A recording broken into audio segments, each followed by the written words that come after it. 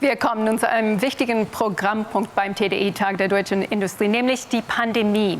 Im folgenden Panel diskutieren wir über Maßnahmen zur Bewältigung dieser und zukünftiger Pandemien.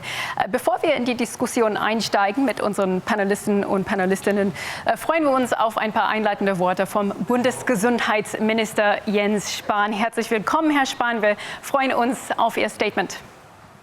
Ja, vielen herzlichen Dank. Herzliche Grüße aus dem Bundesministerium für Gesundheit an alle Teilnehmenden. Nach knapp 500 Tagen, gut 500 Tagen in der Pandemie. Es kommt uns allen schon ziemlich lang vor und es ist auch einfach ziemlich lang. Ein 10-jähriges Kind hat jetzt weit über ein Zehntel seines Lebens in dieser Pandemie verbracht. Und das prägt uns alle. Ich glaube, wir werden alle in 20, 30 Jahren noch davon erzählen. Aber es prägt ja uns auch als Gesellschaft, als Nation und für die Frage, was lernen und lehren wir daraus uns gegenseitig für die 20er Jahre.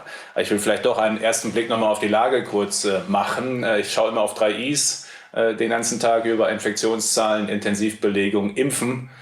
Die ersten beiden gehen runter und ich meine, wer hätte gedacht vor 6, 8 Wochen, dass wir einstellige Inzidenzen wieder haben würden wie im letzten Sommer. Jedenfalls so schnell, dass die Kliniken sich von Covid-19-Patienten, die zu behandeln sind, so schnell wieder leeren würden. Und vor allem, dass wir beim Impfen diesen Fortschritt machen. Ich weiß noch, an Ostern waren 12% der Deutschen einmal geimpft. An Pfingsten waren es dann schon 40%, jetzt haben wir über 50% überschritten. Und weil Herr Pötting heute mit dabei ist, von den 74 Millionen Dosen, die wir ausgeliefert haben in Deutschland bisher, sind über 50 Millionen von BioNTech, Pfizer. Ich sage immer BioNTech im Übrigen. International heißt es immer the Pfizer-Vakzin und ich muss immer sagen, wir müssen alle ein bisschen dafür sorgen, dass BioNTech, der deutsche, wirklich wichtige Forschungsanteil, komme ich gleich nochmal zu, auch berücksichtigt wird. Aber jedenfalls über 70% dieser Dosen kommen auch hier aus Deutschland sozusagen entwickelt. Und das möchte ich gleich nochmal aufgreifen, diese Zahl. Damit ist es im Übrigen auch möglich, bis Ende August jedem über 12-Jährigen, der will, in Entscheidung mit den Eltern und dem impfenden Arzt, da eine Erstimpfung anzubieten. Und ich kann Ihnen jetzt schon sagen, angesichts aktueller Diskussionen, in ein paar Monaten wird es heißen, die haben zu viel Impfstoff gekauft, weil wir tatsächlich auf mehrere Pferde gesetzt haben und am Ende zu viel haben werden. Aber ich bin immer noch der festen Überzeugung, lieber zu viel, 1000 Masken zu viel und lieber 1 Million Dosen Impfstoff zu viel als nur eine zu wenig in dieser Pandemie. Und das jedenfalls ist aber auch hier eine Lehre, wie sich Diskussionen weiterentwickeln. Wenn es um die Frage geht, BDI, auch mit Blick auf Industrie und Pandemie, was können wir lernen, ist für mich eine Grundsatzlehre einfach. Etwas, wofür ich auch vorher mit dem BDI in Diskussionen immer wieder geworben habe. Gesundheit nicht nur als Kostenfaktor zu sehen, wenn wir über Lohnnebenkosten richtigerweise reden, aber Gesundheit, Pflege ist auch ein ganzer Teil der Wirtschaft. 12-13% des Bruttoinlandsproduktes, über 5 Millionen Beschäftigte, vergleichsweise krisenresilient. Und wir haben gerade in dieser Pandemie gesehen, wie das einander bedingt. Wir konnten deswegen auch auf ein robustes, widerstandsfähiges Gesundheitswesen mit all seinen Stärken setzen in der Pandemie, weil wir eine starke Wirtschaft haben, die das auch möglich gemacht hat, zu finanzieren in den letzten Jahren. Und gleichzeitig gibt das Gesundheitswesen, gibt diese Struktur Sicherheit, auch für Unternehmen entsprechend agieren und arbeiten zu können. Es gibt Sicherheit für den einzelnen Beschäftigten in der persönlichen Gesundheitskrise oder Pflegebedürftigkeit der Eltern. Und es gibt Sicherheit für die nationale Gesundheitskrise. Und in Wahrheit hat ja weite Teile der deutschen Wirtschaft weiterarbeiten können. Wir schauen zu Recht auf die Härten, die entstanden sind in bestimmten Bereichen, Gastronomie, Veranstaltungen, Einzelhandel. Aber der industrielle Kern des Landes ist von der Pandemie kaum beeinträchtigt worden. Und die Kurzarbeit bei Volkswagen oder Daimler hat nicht die Politik beschlossen, sondern die hatte was zu tun damit, dass die Absatzmärkte zu Beginn weggebrochen waren.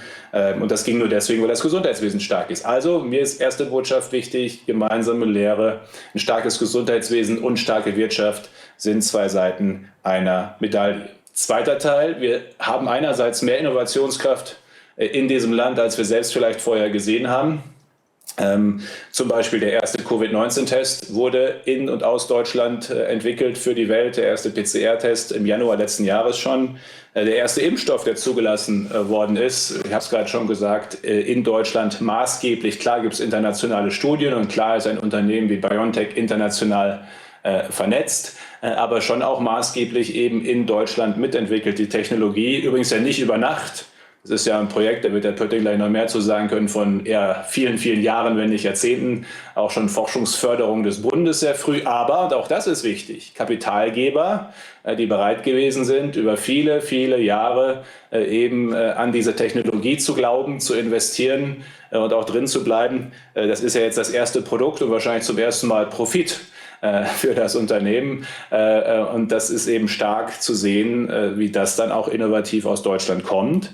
Andererseits sehen wir, wo wir eben innovativer auch werden können noch und Impulse setzen können, stärker, gerade wenn es um mRNA-Technologie geht, die wir jetzt behalten und ausbauen wollen. Deswegen halte ich übrigens auch nichts von Patentfreigaben. Das ist der größte Gefallen, den wir China jetzt noch tun können, auf alle Patente in diesen Bereichen zu verzichten.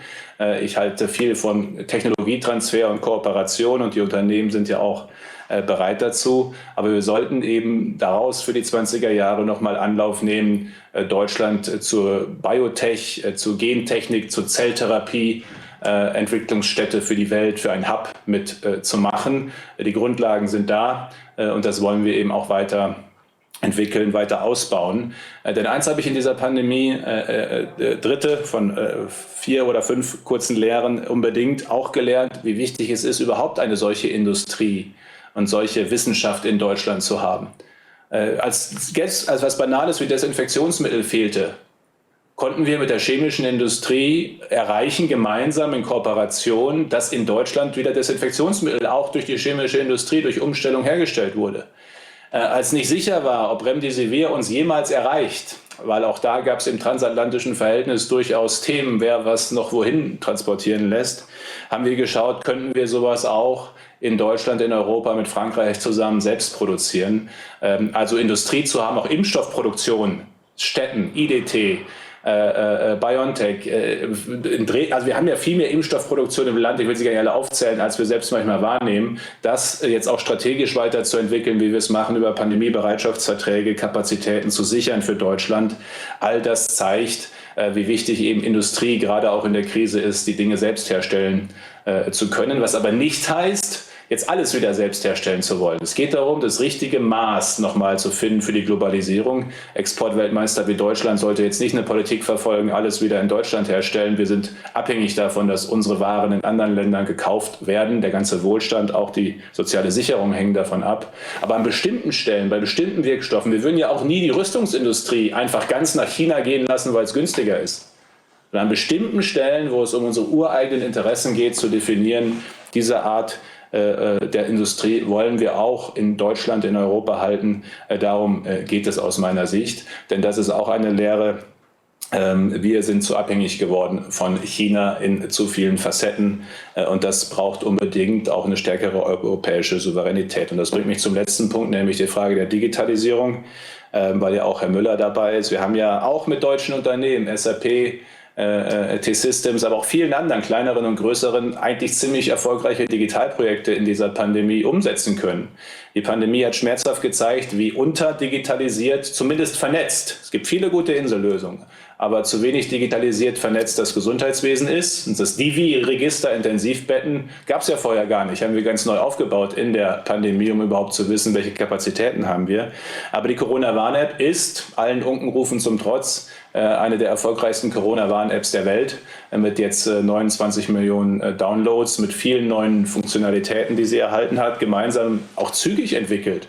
Und dass wir übrigens das digitale Impfzertifikat im März beauftragt, im Juni nach 10 Tagen schon 22 Millionen ausgestellte Zertifikate hat. Zeigen Sie mir ein Digitalprojekt der öffentlichen Hand dieser Größenordnung, das in 3 Monaten hat umgesetzt werden können. Ich kenne keines. Das haben wir geschafft. Und ich finde es eben wichtig, dass wir aus dieser Pandemie sehend, wo gerade digitale Verwaltung alles andere als schon gegeben ist, wir dann, wenn wir wollen, einen echten Unterschied machen können. Und für all diese Bereiche, ob Impfstoffe, ob Reserve, Vorsorge oder eben Digitalisierung, hat sich in dieser Pandemie die Zusammenarbeit von Wirtschaft, Unternehmen, Wissenschaft und Staat als sehr, sehr gut und produktiv erwiesen, wenn jeder die richtige Rolle dabei hat. Der Staat ist nicht der bessere Unternehmer und der Unternehmer auch nicht immer der bessere Politiker. Aber wenn wir gut miteinander zusammenarbeiten, Ziele setzen und jeder seinen Teil beiträgt, dann können wir einen echten Unterschied machen. Und das ist für mich eine ganz wichtige Lehre für die 20er Jahre,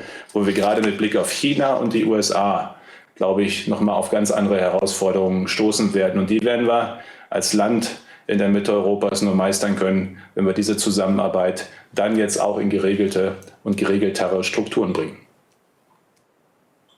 Thank you, Mr. Spahn, for that introduction. We're switching to English now for our panel discussion, and that tees up our panel discussion very well.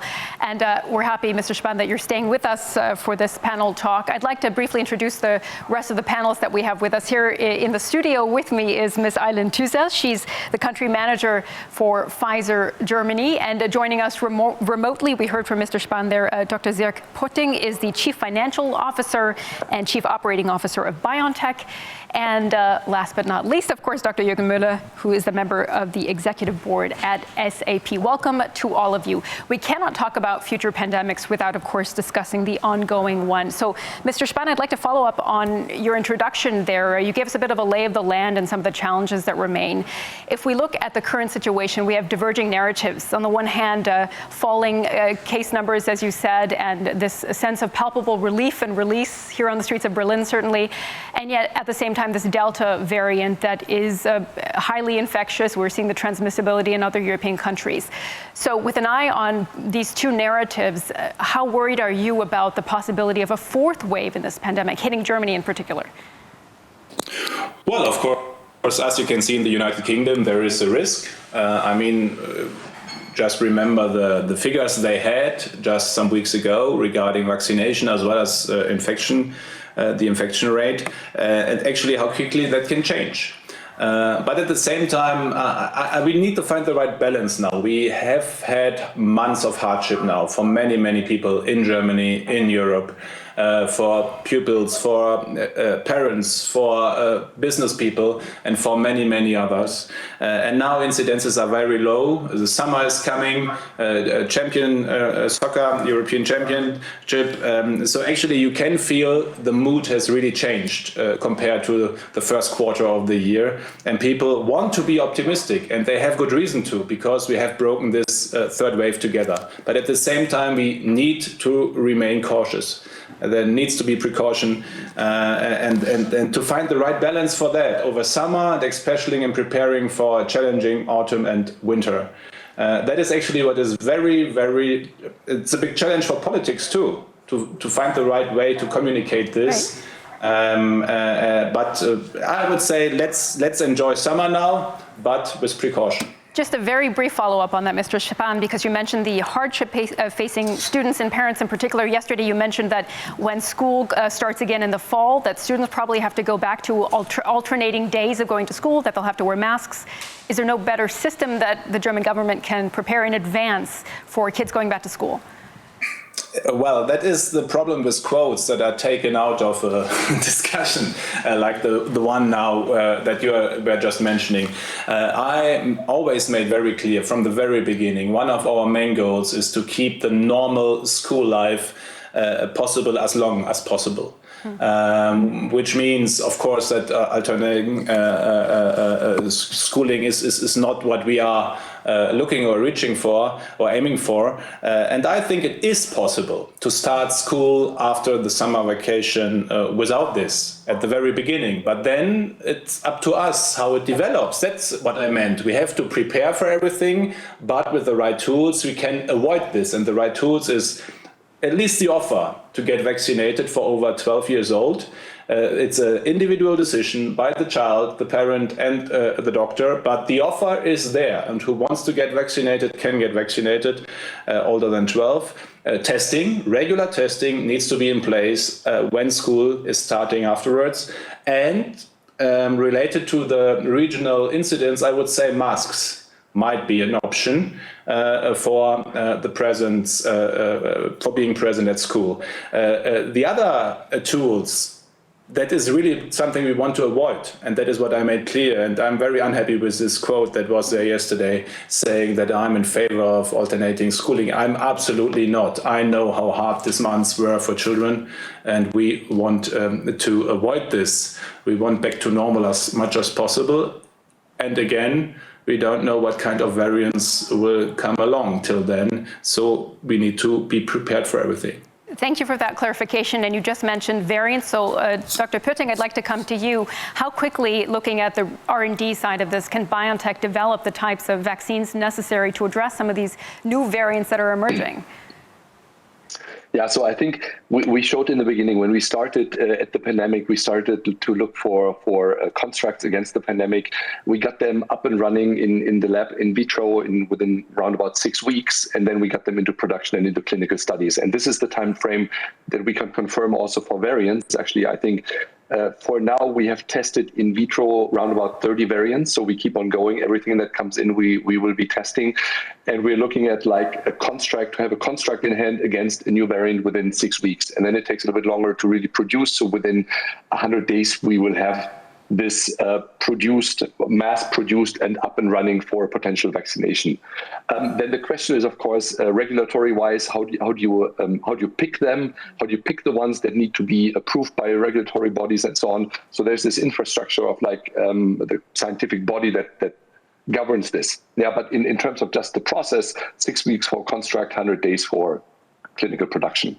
And we have experience with that actually, because in our cancer vaccine trials that we did since 2012, actually, we produced individualized mRNA vaccines for cancer patients. So these trials are still running. They take a lot longer than infectious disease trials, but that's where we did this already. So basically, for each patient, we created a cancer vaccine. So that's why the technology is there and the processes are there. We need to work on the governing body, how to pick the variants. Okay, Ms. Tüzel, coming to you, you were just nodding there as Mr. Pütting was speaking. If we look at this as a constant battle against new variants, is this the new normal, and how is Pfizer preparing for this? I hope this is not the new normal. And hopefully, with the potential vaccines further, we reach to a high vaccination rate within Germany and also across the globe, so that we can really go back to our normal. But what is going to be important for us for the future is to embrace prevention, embrace vaccination as in our normal lives, and actually in the healthcare system to have a pandemic preparedness, in the healthcare system to have a more focus on prevention for the future. For Pfizer, we are very much working, of course, with a collaboration on BioNTech, the COVID-19 vaccine development. But further on this, we also have an R&D on COVID-19 treatment, and hopefully we will come with good news on the treatment portion as well. And hopefully this disease is going to be something like a flu for the future, that we will go back to our normal lives with substantial vaccination rates and strong focus on prevention for the future. Yeah, we certainly all hope that. Mr. Müller, coming to you, we heard from the health minister earlier that the transformation of the digital process and data flows has been really essential in this pandemic. What have you at SAP learned during this process, and what are the challenges that still remain? Yeah, first of all, we at SAP reacted very quickly for our employee base as well. So we literally sent 100,000 people into home office, and it worked. So that was one good learning for us, except some critical personnel, for example, in data centers. We were, and partly are, best wishes from my home office here, working from home. And then political-wise and Corona One-App-wise, that was a very intense project. So thanks again also to the ministry and to the colleagues from Deutsche Telekom, Robert Koch Institute, etc., where we, as Mr. Spahn said, showed that actually we can react very fast and we can create a very efficient tool in a data and privacy preserving way. And that for me has to be the future also for healthcare data. I had a little bit of a past in healthcare And there I still know that data exchange, for example, is a tough topic also because of local regulations, where I know that the government is pushing in the right direction, that actually more valuable research based on data, but not on in a privacy preserving way based on data will be possible in the future. Mr. Spahn, I'd like to come directly to you because we're just hearing about the governing of data and how it's used in healthcare. What has actually worked so far in this pandemic, and what is in place now, the transformation process that you yourself mentioned, that will help Germany and Europe and really the entire international community battle future pandemics? Well, first of all, what we have seen too is that our open source approach was very successful too, especially regarding the Corona Warning app. We still have, I don't know, some hundreds commenting and using the open source, and it just brought trust. And for a public-private partnership in the area of, for example, health digitalization, which is one of the most actually sensitive area you could think about when it comes to data protection and personal data privacy issues, the open source approach really helped to build up trust.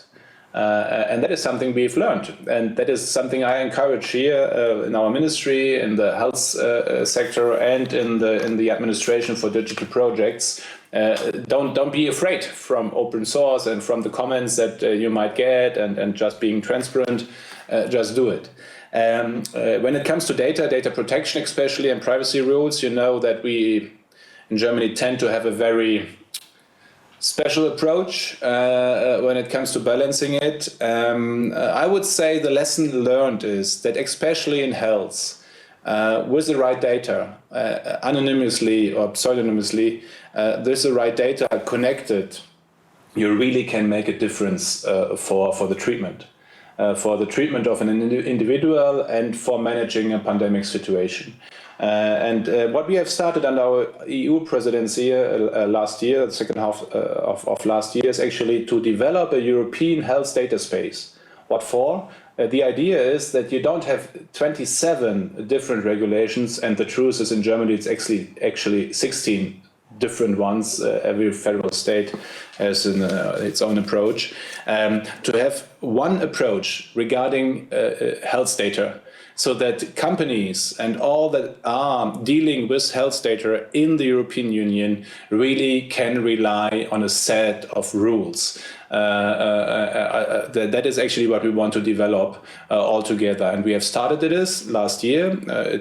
We are really working on it with the other member states, and that is, I always call it the boring part of digitalization, because showing the tools and the result and the apps or whatever, the patient information system, that's always sexy to show. But of course you need a regulatory base that makes it possible to develop this. And that is where Europe really has the chance to make a positive difference to the state-owned health data in China, and the monopolies in the US, that in Europe, the citizen, the patient, is a sovereign one in the system, but at the same time we make a difference by using data. And that is what we want to reach with this European health data space developing. Okay, so a clear set of rules and trust. Mr. Putting, coming back to you now, those are two important guidelines that we heard there from the health minister, but what else does BioNTech, a company like BioNTech, need to be able to innovate in the way that you have? What is important in that environment? I mean, first of all, let me thank for the collaboration that we experienced in this pandemic. So I think this was fantastic throughout all the parts. It was with our employees, yet that focused on one goal. It was with the government. It was with our commercial partners. It was with our development partners like Pfizer, for example, that without those, it wouldn't have happened. Yeah, and you just said it. I mean, yes, there need to be rules, there need to be certain contractual agreements in place and so on. But for example, the Pfizer BioNTech thing worked with a handshake because it was the right thing to do. Yes, there was a little bit of paper involved, but that was basically the base on the grounds on what we started this whole thing. And we couldn't have done it on our own. We had the technology in-house, we had the constructs in-house, and Pfizer helped build this up. So it's also like finding the right partners for the right things. And that worked out. And I really hope that we carry something from this partnership thought over into the next challenges when it comes to like autoimmune diseases and cancer and so on, because if you can really focus on it together, it works. What I would wish, for example, of course, is that the regulators really stretch themselves a lot. I mean, normally it takes weeks to get slots for discussions and so on. It's very thorough, and there's this high trust in the system.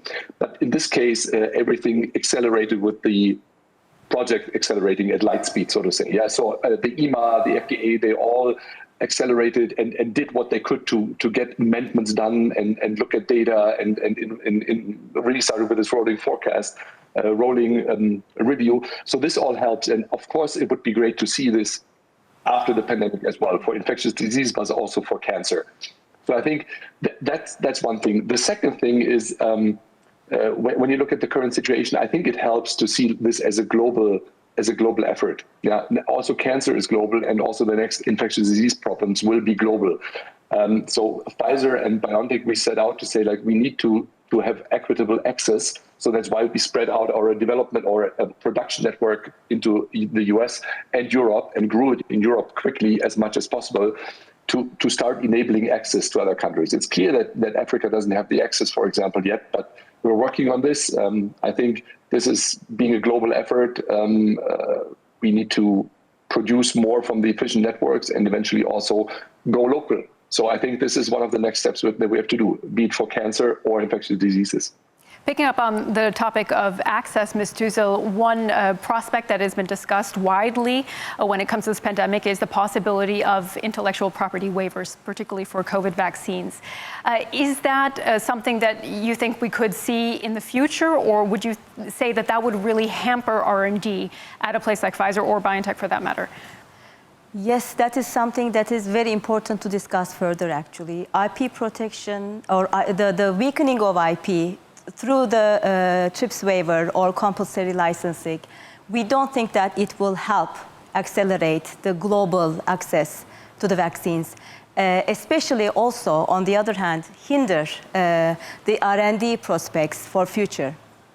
For us, what is important in the infrastructure is the raw materials that are very unique and specific, and the flow of raw materials into the system, into the manufacturing sites without disruption. And we believe that the weakening IP rights would actually disrupt that flow. And what is very important here is that for BioNTech Pfizer vaccine, we need 280 different raw materials or components from 19 different countries. And every gram of that raw material is so highly important for that manufacturer to continue without any pause. And that's important for us to keep sustainable. What we have done, and I think I'm proud of this, in order to accelerate further access, Pfizer and BioNTech have recently announced a $2 billion kind of donation to provide to low and middle income countries, which help access in 2021 and 2022, which will actually, we believe, is an important step forward. But for us, IP rights will be certainly important for innovation for the future and should not be touched at this point. Well, we know that the health minister agrees with you. We heard from him a little bit earlier on that. Mr. Müller, coming back to you, if we look again with our crystal ball into the future at the prospect of further pandemics coming towards us, what platforms could help manage data and information on a global scale that you foresee as being critical tools? Yeah, first of all, we heard about the foundation that we need to have in Germany, but also worldwide, the ability to do great research, the ability to translate that research into production, mass-scale production. And then I think everyone would agree that we should be better prepared. Let's take again the example of the Corona One app, and we built that in an open source approach. I'm very sure, and we are having those discussions, that in the future it will be very fast to having such an app up and running, and we don't need to start from scratch. And then, of course, depending on what kind of a pandemic, of a disease we have, we need different tools. But from everything I took away from various discussions with other companies, but also with politicians, with researchers, is that, of course, we will be better prepared. The predictions are clear. And then it comes to digitalization, I would say. So across all of also all those institutions, we saw that a lot is possible. Sometimes now, Mr. Pötting said in light speed, things accelerated. Also here, I'm very thankful for the great collaboration. But that is now a base, a new base we have, and we can start from that. We can really say, okay, which kind of digitalization efforts can we drive? And of course, here, SAP and others are super happy to support, because that will be another factor about the competitiveness of the German industry as well.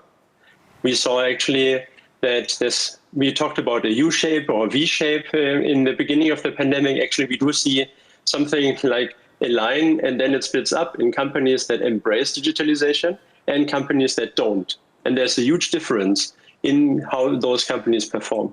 And companies embracing digitalization perform much better. Even the spread is larger than before the pandemic compared to the ones that neglect this and are not open to going into new markets, into new business models, etc. And we are also proud that today, and we talked about that, Mr. Pötting as well. So today, 18 out of the 20 vaccine manufacturers are supported by SAP. And we will, of course, also intensify that. Okay, so it sounds like a good foundation is there. Perhaps the last question to you, Mr. Spahn. Looking ahead, what do you think the biggest priority is for the German government, for the health ministry to be well prepared for any future pandemics? Well, I would say it's actually too early to really have a final sum up, but of course there are some areas where we see where we need to be better next time. It's very expensive if you need to buy stuff in the crisis when there is the emergency, and we just remember the masks at the very beginning, when we have actually paid euros, many euros for just one mask, because the whole world at the same time needed them, and 4/5, by the way, of the market was Chinese production. So we actually felt our dependency on China, and at the same time we saw how a Wild West market is developing. So we need to prepare by having the right kind of stock that needs to be defined for a crisis situation. We are engaging with the Ministry of the Interior and of Defense not to have 3 or 4 different stocks and stockpiles, but one together for all possible crises, for example.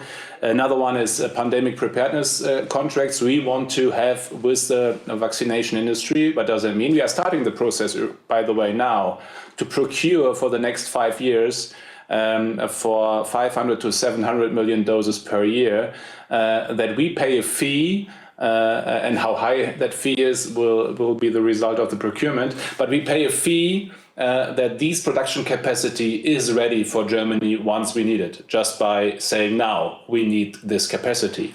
And we can use it then in a pandemic situation for ourselves and Europe, or like Ebola, if there's something going on somewhere in the world and we want to support that region for humanitarian reasons, but for good national reasons, by the way, too, to protect ourselves, we can use that too. So that is actually, for example, 2 very concrete steps we are taking right now and starting right now to make a difference for the next time. And that is actually has started this learning, not just by writing it down, but by making a difference, and not just in Germany, but on a European level for European Health Sovereign European Health Union and WHO reform. Germany wants to use that momentum now, together with other partners, to reform WHO too. So actually there are many lessons already learned, but I'm very sure there is still some to come. Cooperation, tools, and partners, of course, in fighting future pandemics. Thank you all again for the interesting discussion, and stay with us at TDI.